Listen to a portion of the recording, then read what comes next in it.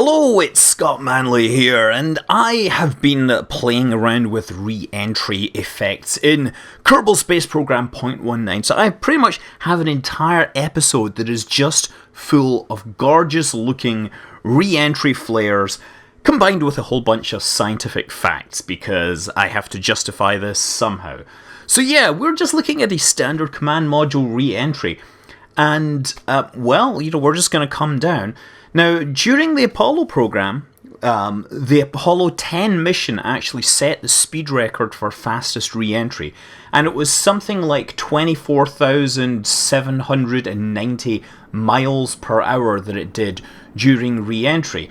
And you see it lighting up here. Now, the Apollo program's interesting because they use something called skip re-entry, right?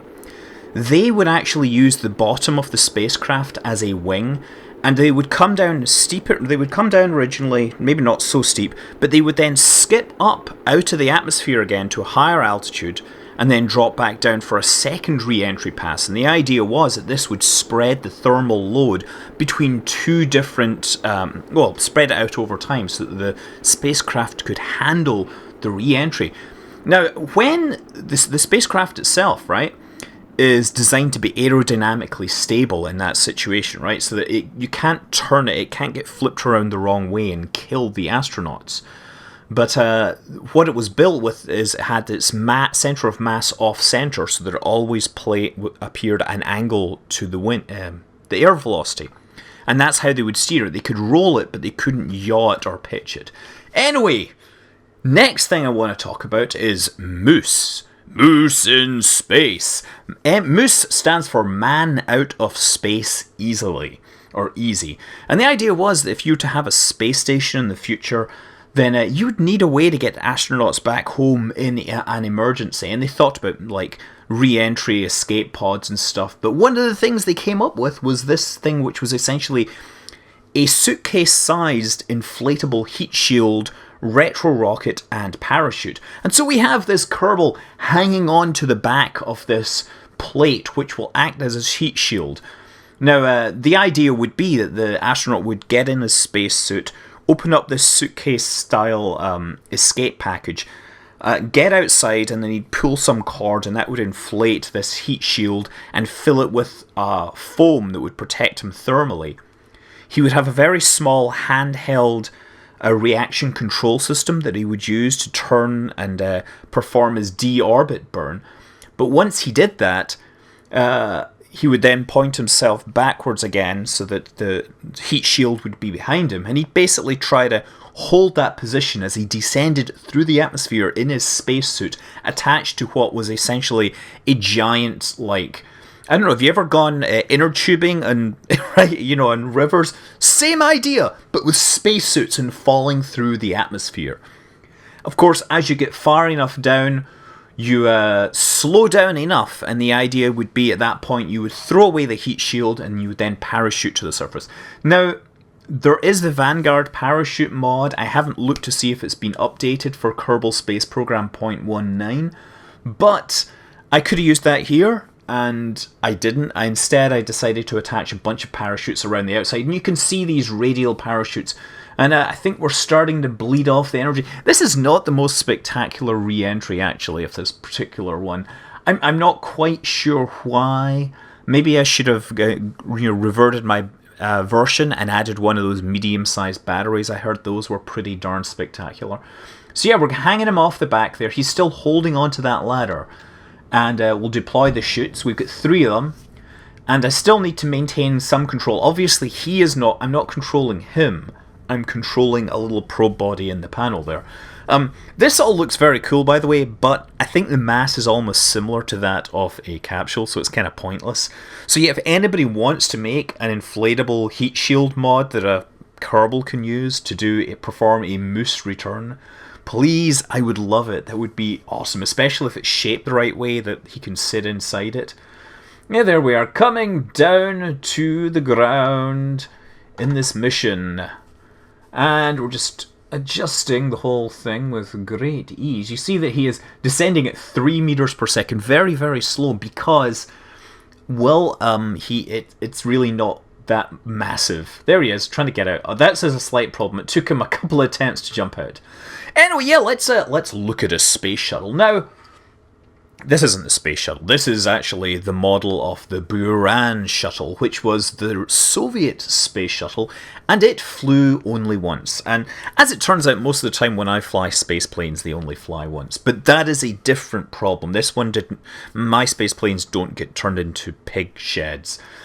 So yeah, I thought it would look cooler if I, opened up the cargo bay doors and stuck out the robot arms. The manipulator arms, Romferer did these, and of course he is now a developer, so I do like the way that I've got the camera pointing forwards on one of them. You can see on the left it's actually like looking ahead. Kind of like a periscope, except that it's upside down. Beautiful view from the inside there, and he has the right expression, I tell you. Ah! The Buran Shuttle seats 5 in this configuration, by the way. And it's kind of... I really love the new animation, seriously. But look at this, it's flying down and descending into the atmosphere at really high speeds. The attitude is kind of low. Obviously, the shuttle designs were supposed to be much... The nose was supposed to be much higher up. I found the control authority on the Buran Shuttle to be far too twitchy. I think it needs a lot of torque because... the launch system that they've built it on, using a clone of the Energia rocket, is it's asymmetric, so it does have problems with the thing randomly torquing the wrong way. Anyway, optimistically, I decide I'm going to try to land this thing. So let's put out the landing gear, and yeah, maybe I shall close the cargo bay door so I can get some, a little more control here. Look at it is just twitchy as anything. I know this is time accelerated, but I'm barely touching this darn thing. Yeah, I like the way I can close the cargo bay door with the robot arms attached. I see him coming down into a mountainside, so I fire the motors a little to get me over to the other side, and then I find that, yeah, I just keep diving. I'm just pulling up as hard as I can, not realizing I have fine control on, but as it happens, it just seems to work quite well there. Almost a perfect 2-point landing, 3-point landing. Anyway, remember the rods from the Gods mod? Well, those things go fast, and they go deep into the atmosphere and fast. They penetrate the atmosphere, and we can get some really good re-entry shots here. Ha ha ha ha. Yeah, these ones, they have very low air resistance because they're supposed to be emulating telegraph pole size pieces of tungsten, essentially heading into the atmosphere and making beautiful craters in your enemy's battlefield assets. So yeah, you can see this, it's 18 kilometers and it's still going probably like 2 kilometers per second. I've aimed this one at the runway, and by aimed I mean I've edited the save file a couple of times until I got it exactly to land. But you'll see now, as we get down to about 10 kilometers, we go from red to white. And this is basically, the atmospheric effects turn into Mach effects as you get low down. The idea being this is supposed to be a Prandtl Blurt in singularity. And it's entirely altitude dependent, right? You can go as fast as you like at ground level. You will not get re-entry effects. You will get Mach effects. And this is illustrating it. I had an interesting experience earlier today during a live stream that I was watching, and the individual was very entertaining and was trying to wiggle a vehicle up to high enough speed to get re-entry effects at ground level, which I informed him wasn't possible, but his fans were rabid and absolutely insisted that it was possible, and that they had in fact managed this themselves and that I was wrong. So here's me going straight down to illustrate this. 3 kilometers per second, and once you get down, yep, no re-entry effects, it's Mach effects, right? And they continue actually all the way 700 meters under the water. Just for future reference, if we're going to add submarine support, then you might want to think about these things. Speaking of submarines, now that Jeff Bezos has recovered bits of Apollo rocket engine from the bottom of the ocean, there is a legitimate reason to add submarines to Kerbal space program. Anyway, this is supposed to be a simulation of the Galileo atmosphere probe. Now, the Galileo atmosphere probe is the most extreme re-entry in the history of re-entries at this time. It was an atmosphere probe that was dropped into the atmosphere of Jupiter, and it had a heat shield which was like 160 kilos. It was half of the vehicle mass. And by the time it had finished its re-entry, it was down to 80 kilos. It was basically a graphite heat shield that was designed to ablate away. Their testing was equivalent to testing an ICBM warhead descending through the atmosphere being hit by a thermonuclear blast. Like, it was incredible the amount of heat this thing was supposed to take care of. But yeah, it descended through the atmosphere at the fastest speed and the most heat. And after it descended through the re-entry phase, it was going to transition to a parachute phase.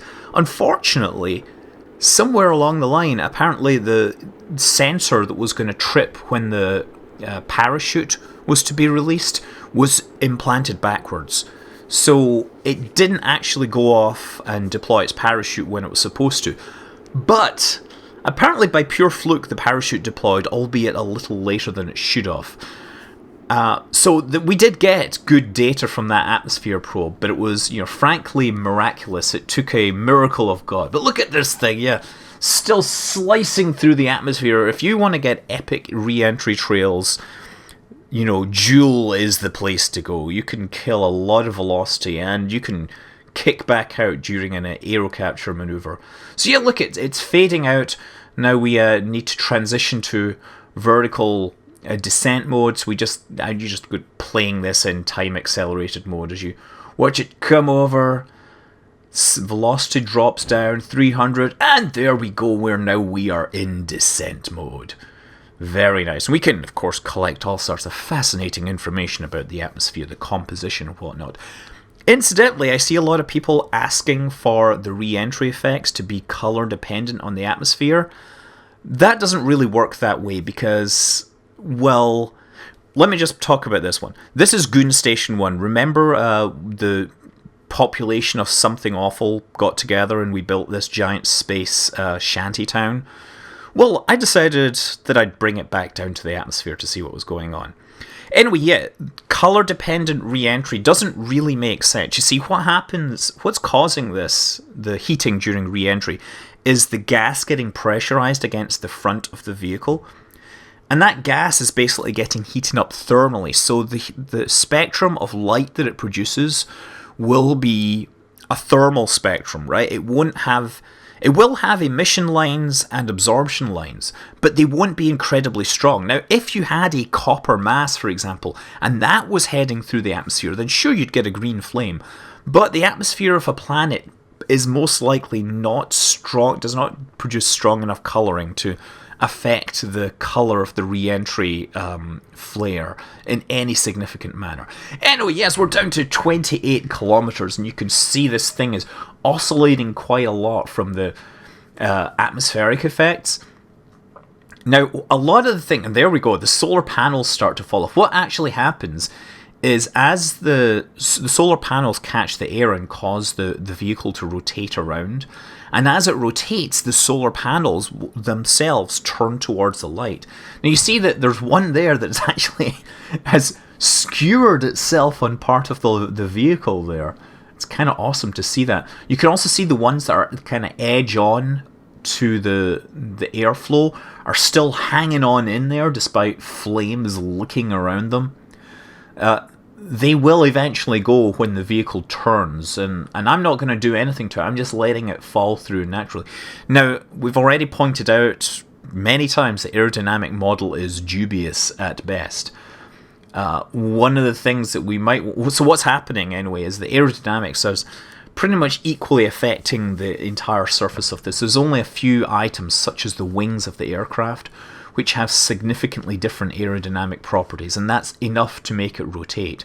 But the whole thing doesn't get torn apart because there's no shielding of the airflow by one part against the other. And yeah, pretty much the whole vehicle, minus the solar panels, makes it through the atmosphere intact. So, now I'm thinking, what do I do? Well, I'm falling towards the desert floor. And there are parachutes on this, so let's see if we can deploy the parachutes and see if that will bring it down safely. There's probably about 20 Kerbals on this. Be curious to see how many actually survive this descent. You under a whole 7 parachutes for something like, you know, several hundred tons of space station. You note the distant end there. We have the artificial gravity system. We have a bunch of rocket motors. Now, we could, of course, just fire up the rocket motors, but given that they're all pointed in different directions, they would probably just tear the space station apart. Actually, it's not a space station anymore, is it? Because it's not in space. It's just falling towards the planet. Doomed. So yeah, the largest object ever to re-enter the atmosphere, or man-made object, was of course the Mir space station that was deorbited over the Pacific. I don't know if you remember that back in 2001, maybe 2002. That was a big thing. People were buying tickets. There goes the parachutes opening. And there goes in extreme slow motion. I have set physics to be the most precise. Oh look, there's actually something in the middle there that might have survived. And we have a couple of things coming down in parachutes. So yeah, look, we have a couple of Kerbals in that. It just landed intact, and that was the escape system, but nobody had actually got into it. And there's a couple of Kerbals on, 3 Kerbals on this, so that's 5 Kerbals survived. We could have put 4 on there if we'd actually thought ahead of time, but you know, I was just doing a scientific experiment. Yeah, there they are. Look, he's there. He's getting out. In the middle of the desert. Now they have survived re-entry without... they survived re-entry without parachutes. Now they're just going to, dehydrate in the desert. So, anyway, you notice, as I said, that it didn't tear itself apart. So I went back and installed the Ferrum Aerospace Research mod, which of course adds vastly improved aerodynamics. And I decided to redo the whole re-entry sequence. So we're going to watch it again with the new improved aerodynamics. Now, I tried this originally at 4 times acceleration, and it barely made it any distance before it disintegrated. So this is at 2 times, actually it's down to 1 times time acceleration now. And this is actually playing back a little faster because the frame rate, I was getting about 5 frames per second, so if I speed it up, it looks a lot smoother for you lot. I'm using, of course, the Lagscape setting to the highest setting, and then since I play it back faster, then you get much smoother video than I'm experiencing. But yeah, look, you see the aerodynamic effect I was telling you about. As the panels rotate to catch the sun, they're changing their aerodynamic properties, and that's causing the space station to kind of jitter around and rotate in all sorts of directions.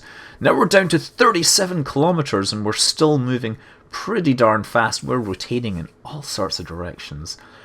I'm wondering if this station will make it all the way through the atmosphere or not. I personally think that it will break. Now, whoa, look at that. Whoa, it's whipping around like something insane. And there we go. We get the pause as it starts to break things apart. And yeah, it looks like there's a few different pieces here and there. That's one module. And unfortunately, I think these things are going to get spread apart too much. And what we're going to see is they're going to move more than 2 kilometers apart, so they're not all going to survive re-entry. They're going to get deleted. There's a space plane flying off. There is some... Oh, look, there's finally getting some re-entry effects. That's the media module and the launch module, and I have no idea what that is, but I noticed the solar panels are still on, and we're not getting much in the way of re-entry effects. There's the space plane, which is too nose heavy to fly even for Jebba. Oh, I like that, spinning around. And yeah, more re-entry effects here. These guys, I hope you're having a good time because you do not have any parachutes here. You're flopping all over the place. And yeah, you don't have any parachutes either. You don't even have any rockets. You've got engines, no crew. And you don't have anything either. Yeah, you see everything getting spread out far too far apart. What's going to happen is the game is going to delete most of those because they're going to be too far apart in the atmosphere. There's the return vehicle. Okay. Well, it looks like we got almost no re-entry flames there. How dull. But this vehicle's actually relatively intact, so let's try landing it. We have... So the media module has a couple of dudes in it, and we have some people in the capsule here. So yeah, we get a few people. This is the one module we might be able to bring down safely. So we're going to use the rocket, make sure the rocket is actually enabled, the main engine. And the idea is we're going to have to kill the vertical velocity as we approach 500 meters. If we go through it too fast, the vehicle will be torn apart and we will probably lose the people in the media module. Then the next thing is that once we come down to land, we're going to have to fire the rockets again and make sure that we land slowly enough that we don't break it. So there we go. Rockets firing up. No idea where the ground actually is, but they do work. Also have to be careful. I'm seeing a texture here, but I'm not sure what that says about my altitude. I think I'm hearing things exploding from landing on the ground. Oh, somebody's killed in action. Wait a second. How did that happen? I hope that isn't one of the people in this rocket. Okay, so killing the velocity, bringing it down to like 30-40 meters per second, and just waiting for those chutes to deploy properly. See all those bits in the distance? Oh look, something says 4.5 kilometers away, and it's still displayed. Maybe Ferrum has fixed this particular problem. Oh, I hadn't realized that. Or maybe they fixed that with version 0.191 or something. I'm going to have to do some more investigation. So look, we've got the parachutes open. Now we just need to touch down with all the grace of something that is very graceful and lands very carefully. Like a swan. Yes, swan. Mechanics of nature at their best. And we... Excellent! Some nice hardware-assisted braking there. I've got it down safely, so it's time for me to say, I'm Scott Manley, fly safe.